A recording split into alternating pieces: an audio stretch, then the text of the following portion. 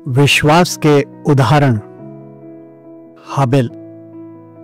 प्रिय विश्वासियों, हमारे आज के बाइबल संदेश में आप सबका हार्दिक अभिनंदन है।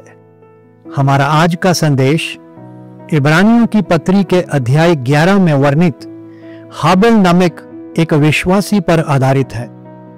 पाप करने के पश्चात अदन की वाटिका एवं परमेश्वर की उपस्थिति से निकाल दिए गए आदम और हव्वा की संतान था हाबिल, जिसके विषय में आयत 4 में लिखा है, विश्वास ही से हाबिल ने काइन से उत्तम बलिदान परमेश्वर के लिए चढ़ाया और उसी के द्वारा उसके धर्मी होने की गवाही भी दी गई, क्योंकि परमेश्वर ने उसकी भेंटों के विषय में गवाही दी और उसी के द्वारा वह मरने पर भी अब तक बातें करता है।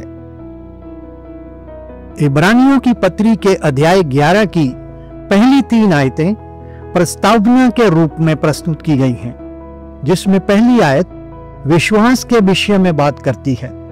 असल में यह विश्वास की परिभाषा नहीं है, बल्कि विश्वास एक जन पर क्या प्रभाव छोड़ता है उसकी बात करती है। विश्वास आशा की हुई वस्तुओं को हमारे लिए इतना वास्तविक बना देता है जैसे कि वे अभी हमारे हाथ में हैं। यह हमें अनदेखी आत्मिक बातों के विषय में यकीन दिलाता है, जिसके चलते परमेश्वर की बातें हमारे लिए इतनी वास्तविक हो जाती हैं कि जैसे हमने उन्हें अपनी आंखों से देख लिया हो। इसी विश्वास के द्वारा हाबिल ने क्या किया, यह हमारे आज के संदेश का विषय है। विश्वास के द्वारा जो दिव्य समझ प्राप्त होती है, हाबिल उसकी उदाहरण है, जिसके चलते वह परमेश्वर के समक्ष उत्तम बलिदान लेकर आया। अब हम हाबिल और उसके द्वारा लाए गए बलिदान से संबंधित 4 बातों पर गौर करेंगे। पहली बात, मैं पापी हूं और इसकी सजा मुझ पर बनी हुई है। उत्पत्ति की पुस्तक के 3 अध्याय में पाप करने के पश्चात आदम और उसकी पत्नी वाटिका के वृक्षों के बीच यहोवा परमेश्वर से छिप गए। उन्हें इस बात का एहसास हो गया था कि उन्होंने जो किया गलत किया और यह परमेश्वर के विरुद्ध किया है।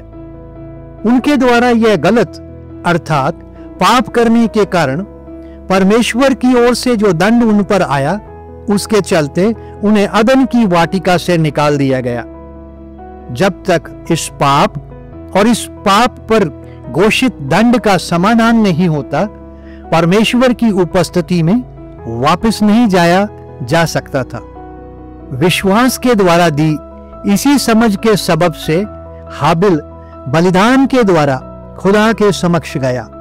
उसे इस बात का एहसास था कि वह पापी है और इसकी सजा का हकदार है। दूसरी बात, वह किसी दूसरी की मृत्यु के आधार पर ही परमेश्वर के समक्ष जा सकता है। परमेश्वर पवित्र है और वह पाप को अनदेखा नहीं कर सकता, बल्कि इसका समाधान करता है।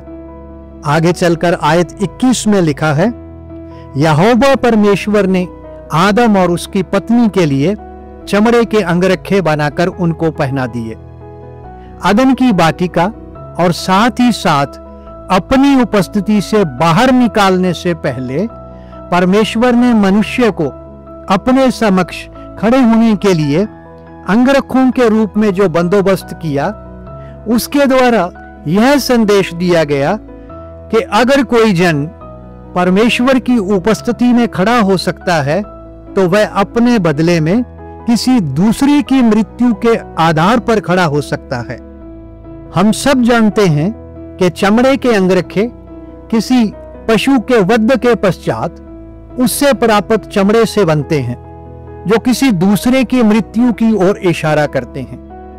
यह आदम और हव्वा के जीवन का अहम पल था, जिसका जिक्र अक्सर उनके यहां होता होगा। इस विषय पर उनकी बातचीत से हाबिल को जो समझ प्राप्त हुई, उसी के आधार पर वह परमेश्वर के समक्ष उत्तम बलिदान लेकर गया। उत्पत्ति 4 उसकी 4 में हम पढ़ते हैं, और हाबिल भी अपनी भेड़ बकरियों के कई एक पहलौठे बच्चे भेंट चढ़ाने ले आया और उनकी चर्बी भेंट चढ़ाई। तब यहोवा ने हाबिल और उसकी भेंट को तो ग्रहण किया। यह आयत स्पष्ट करती है कि हाबिल की जगह पर पहलौठे की मृत्यु हुई और किसी दूसरे की मृत्यु के आधार पर वह परमेश्वर के समक्ष गया। उसने चर्बी भेंट चढ़ाई और परमेश्वर के द्वारा उसकी भेंट को ग्रहण करने का मतलब भेंट चढ़ाने वाला हाबिल भी परमेश्वर को स्वीकार है। तीसरी बात, धर्मी होने की गवाही प्राप्त करना। आगे चलकर हमारी मूल आयत बतलाती है कि परमेश्वर ने उसकी भेंटों के विषय में गवाही दी। परमेश्वर ने हाबिल के विषय में गवाही नहीं दी, क्योंकि अगर वह ऐसा करता तो उसके पापों का जिक्र होता और वह दोषी ठहराया जाता। इसके विपरीत उसकी भेंटों के विषय में गवाही दी, जो प्रभु यीशु के बलिदान की ओर इशारा करती हैं। इसी बलिदान की बदौलत उसने धर्मी होने की गवाही प्राप्त की। ध्यान देने महत्वपूर्ण बात यह है कि यह गवाही उसे उसके अच्छे चरित्र, उसके अच्छे कामों की वजह से नहीं, बल्कि उस बलिदान की वजह से प्राप्त हुई जो वो लेकर आया। हाबिल के जीवन से हम सीखते हैं कि अधर्म के साथ उत्पन्न हुआ मनुष्य जब परमेश्वर को स्वीकृत तरीके से अर्थात बलिदान के माध्यम से उसके समक्ष जाता है तो वह धर्मी होने की गवाही प्राप्त करता है। नए नियम में प्रभु यीशु ने उसे धर्मी हाबिल कहा। चौथी बात, उसी के द्वारा वह मरने पर भी अब तक बातें करता है। इसी विश्वास के मार्ग द्वारा जिससे वह परमेश्वर की उपस्थिति में गया, वह अब भी ऊंचे स्वर के साथ साथ स्पष्ट रूप में बोलता है, जिससे हर एक पापी मनुष्य को सीखने की आवश्यकता है कि अगर एक पापी मनुष्य परमेश्वर के वचन में बताए हुए तरीके से परमेश्वर की उपस्थिति में जाता है तो परमेश्वर उसके पाप क्षमा करने के साथ साथ उसे धर्मी भी ठहराता है। हमारे लिए इसमें क्या संदेश है? बाइबल कहती है, क्योंकि कुछ भेद नहीं, इसलिए कि सबने पाप किया है और परमेश्वर की महिमा से रहित हैं। जैसे शारीरिक रूप से मरा हुआ इंसान अपने लिए कुछ नहीं कर सकता, उसी रीति से अपराधों और पापों के कारण मरा हुआ अर्थात परमेश्वर से अलगाव में इंसान अपने बचाव के लिए कुछ नहीं कर सकता। उसके छुटकारे के लिए कोई दूसरा ही जो स्वयं पाप रहित हो कुछ कर सकता है।